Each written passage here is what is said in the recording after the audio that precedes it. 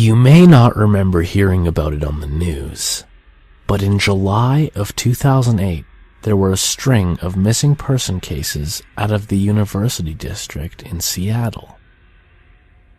12 people went missing, all of them students at the University of Washington. Their bodies were never found, and no significant evidence was ever recovered. They were all presumed dead, much to the distress of the people who cared about them.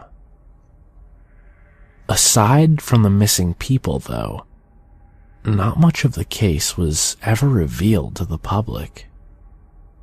That's what I'm here to remedy.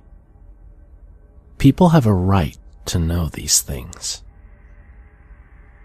As of now, the case has gone cold, and all the documents relating to it now sit in a classified file cabinet that SPD employees jovially refer to as the freezer. Investigators had followed several leads, but all of them had arrived at dead ends. They'd quixotically sworn to bring the criminal, or criminals, to justice. But when all of their attempts at moving the case forward had failed, they backed off like frightened kittens, kicked in the gut. The most promising lead, though, had been one that showed itself relatively early in the case's lifespan, around September of the first year. It turned out that all of the abducted students had owned the same Apple computers. This, in and of itself, could have been mere coincidence, but further examination by the forensic team showed that every single student had been using proxy servers before the time of their disappearance.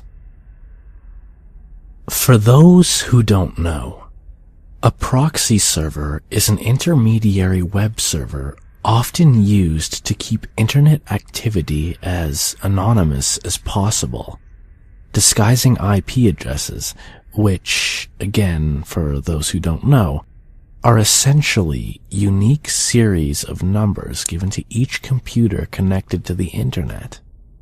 With basic knowledge and just a bit of hacking skill, it's possible to find someone's exact location by using their IP address alone.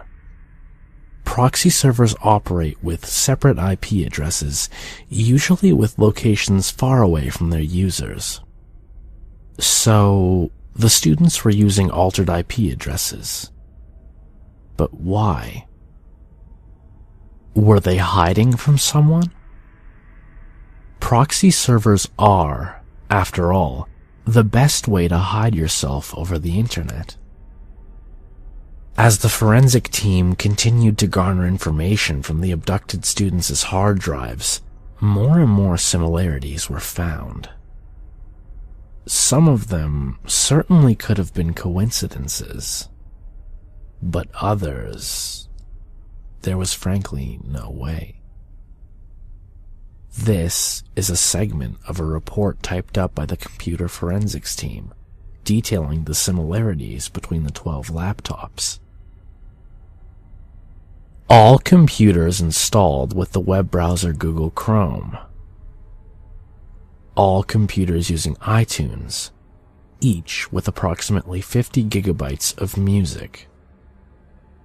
All computers using proxy servers. All proxy servers appear to have IP addresses based in Iceland. They were all using proxies based in Iceland, which was odd. But the report didn't end there. It continued. All computers have Microsoft Word installed, though there appear to be no documents saved in the Documents folder of any of the computers. That's normal enough. Lots of people save their documents in folders on their desktops or on other drives. Desktops on all computers are devoid of files and icons, except for a black document that appears in the center of all of them, titled Lita, a Bach. The document has no text. That's where it begins to get very strange. Lita, a Bach is Icelandic, meaning something like look back or look behind you. It appears that the file on the desktop is the only saved document anywhere on all 12 computers. Once is a coincidence. Twice is also a coincidence. But 12 times? The exact same empty document saved in the same place with the same title? It's impossible, but clearly not so impossible that it's, well, impossible. The report continued for a bit after that, but with nothing nearly as significant. When the keyboards were dusted for fingerprints, none of them matched up. There was nothing linking them other than the documents.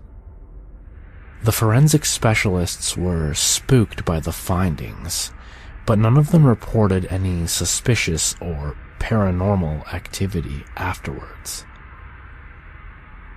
The Iceland-based proxy servers and documents with titles in Icelandic led investigators to seek other connections between Iceland and the missing students. They went to their parents, probably hoping to find that the students all had relatives in Iceland or something. They needed to solve the case. But of course, none of them had any apparent ties to the country. No friends, no relatives. Nothing. The investigators had questioned dozens upon dozens of people, but had found nothing of worth. It was beginning to seem hopeless.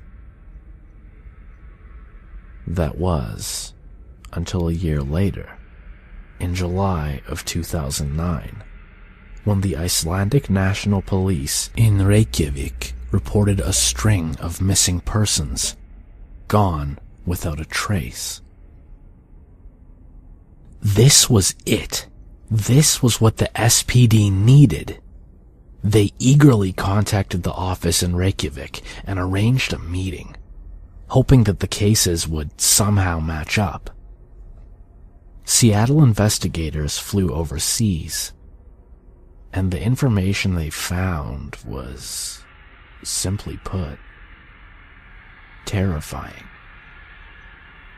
12 people in Reykjavik had gone missing, all of them students at the University of Iceland. They all had Apple computers. They all used proxy servers. The proxy's IPs were based in Seattle. They all had Microsoft Word installed, but only one empty document saved on their empty desktops. Can you guess what it was titled? Lita, a Bach.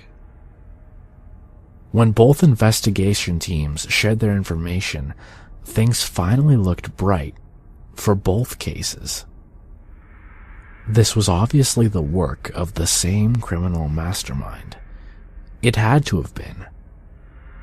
They were going to catch whoever, or whatever, did this. It was all in the name of justice, even when there weren't any bodies to be found. And for all they knew, the missing students could all have been alive, well, and peaceful. The rush of optimism ended after only a few days, when the forensic team in Iceland dusted the computer keyboards, only to find that none of the prints matched. The SPD agents, although disappointed, weren't surprised. Once again, it was hopeless, like so much else. There was still no suspect. There was still no evidence with which to convict. There was just a bunch of very, very creepy coincidences. 24 of them, to be exact.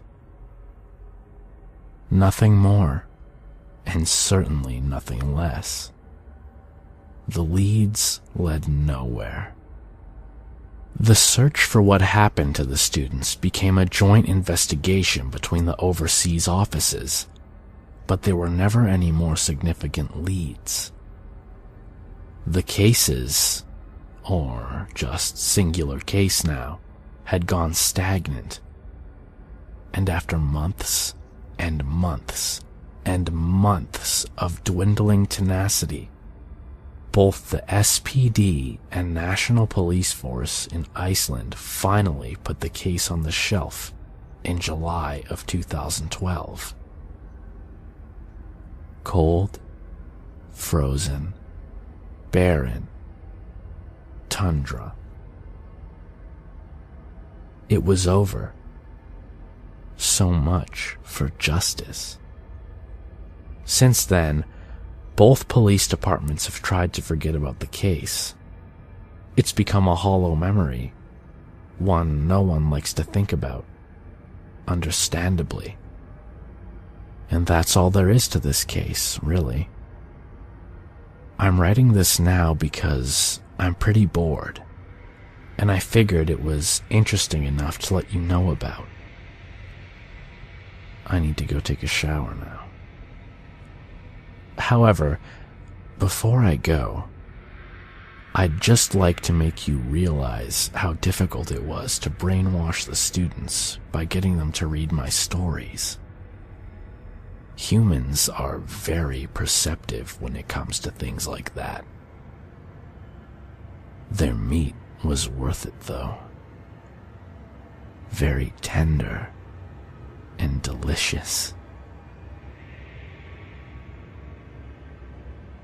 But I'm still a bit hungry.